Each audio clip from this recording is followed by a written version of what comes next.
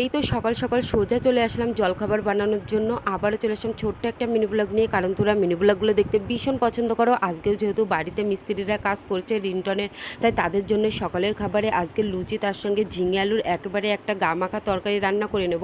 তো ময়দাটা তাড়াতাড়ি করে মাখিয়ে নিয়ে কাজটা কত দূর হচ্ছে তোমাদেরকেও একটু দেখাচ্ছি। এই দেখো, চারপাশে যে রিন্টনের কাজটা সেটা কিন্তু হয়ে গেছে, এবার সামনে সেই সুরাকারই কিন্তু কাজ চলছে।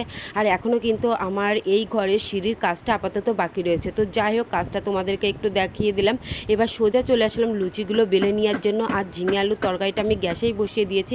সকালের জলখাবারটা আমি গ্যাসেই তৈরি করে নিই, আর দুপুরের রান্নাটা কিন্তু আমি উনুনেই বানাই। তো এই তো সকালের জোগাড় করতে করতে আবারও কিন্তু আমাকে দুপুরের রান্নার কি রান্না করব সেটাই হচ্ছে গুছিয়ে নিতে হয়। আর যেহেতু একা একাই সমস্ত কিছুটা করে নিতে হয়, এর জন্য একটু লেট হলেও সমস্ত কিছুটা কিন্তু নিজেকেই দেখতে হয়। তো যাই হোক, লুচিগুলো এক এক করে সমস্ত কিছুই আমি বেলে নিয়েছি, এবার এই তো ভেজে নিচ্ছি। ইদানিং কিছু মানুষ আমার এই ভিডিওর পেছনে এরকম লাগা লেগেছে যাতে আমি এই ভিডিও করাই বন্ধ করে দিই, কিন্তু তারা তো এটা জানে না, তারা যা কিছু পারুক করে যাক, কিন্তু কখনোই আমি আমার ভিডিও করা বন্ধ করব না। কারণ আমার এই ভিডিও করা নিয়ে আমার হাজব্যান্ড মূলত ভীষণ সাপোর্ট করে। তো যাই হোক, সেই সমস্ত মানুষের কথায় বাদই দিলাম। যারা নেগেটিভ মানুষ তারা ওরকমই কিন্তু বলবে।